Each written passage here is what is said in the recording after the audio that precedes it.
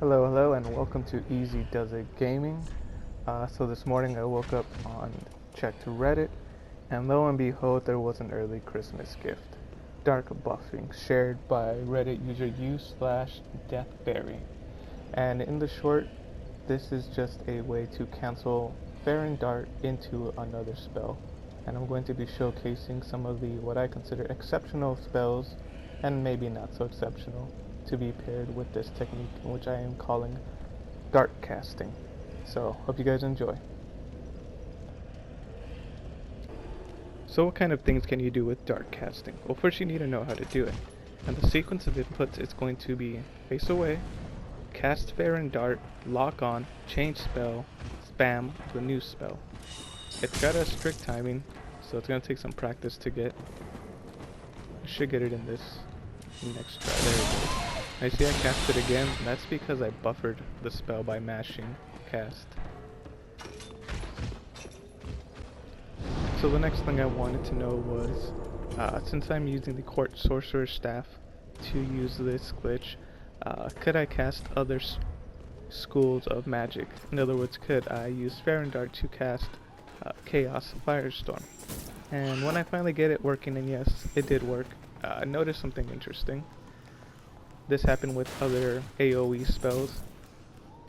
It didn't actually appear under the enemies, the hitbox, I mean. See, you see the light come up on the ground to the left? Where it hit, I don't know. So even with this glitch, crappy spell is still crappy spell. And you'll see that even though I'm able to get it to work again and dart cast Chaos Storm, the hitbox is still really the main issue for this spell. I had hoped that maybe in some way this would create a consistent spawning for the columns to use in PvP and as surprise attack, but no. Bad spell. Still bad spell.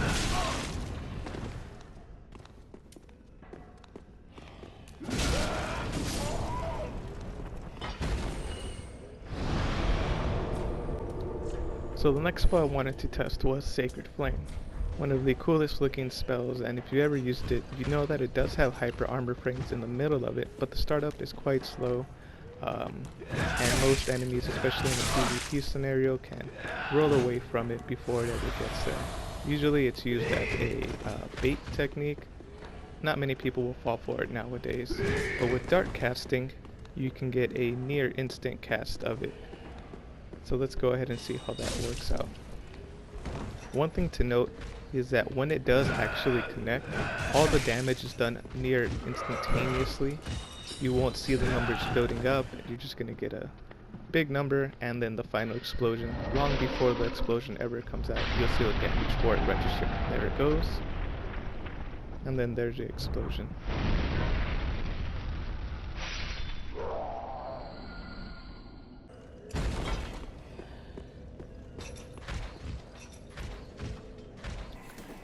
The next spell I really wanted to work out was the awesome Soul Stream. So let's go ahead and see what happens. We'll go ahead and cast it. We'll see that the hitbox actually comes out long before the spell, but no damage registers. Well, that sucked. After a couple more attempts, I was able to get the damage to register as well as the initial knockback hitbox. I'm thinking that in PvP, players are probably going to get knocked down, so you have to space properly to actually get the damage, and they might be able to roll away, but in PvE, the usage is probably much more significant against larger bosses and those enemies that don't get knocked down very easily.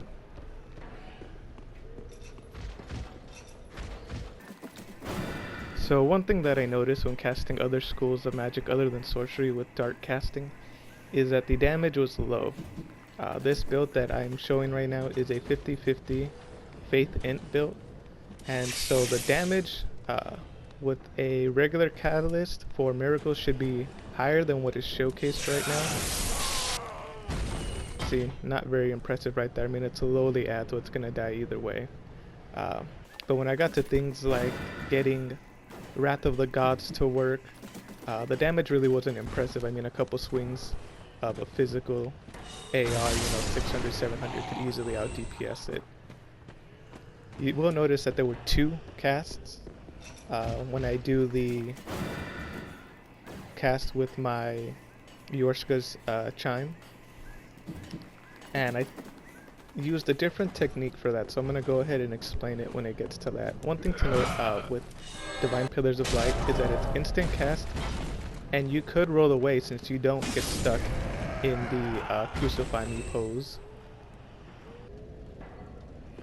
Now, like I said, I've been using the Crystal Chime for most of this when I've been casting the spells. There's something that I haven't mentioned though, and that is that the spells that I'm going to be doing next is not using the dart buffing L1 lock on change spell L1 sequence. I discovered that if you have the second catalyst in your right weapon slot, you can go ahead and for PlayStation users, the sequence would be L1 lock on to turn around, change spell R1 to cast with the right catalyst. Right there I got stuck and I wasn't able to get the timing down. Like I said, it's a pretty strict timing, but there it goes. When using this method, you still get the 2 spell casts. I'm not sure if that's because you are going to be getting the L1 cast input and then the R1 cast input. Like I said, right there, my sequence is L1, lock on to turn around, change spell, R1. Here it is with your switch time. So the damage jumped up from 800 to 1200. This could really wreck bosses. And I'm definitely sure that it will wreck some ganking squads, and if you go do this with your ganking squad, you're just messed up. Anyways, this is Easy Does It Gaming. Thank you guys for watching. I'm off to make some tamales.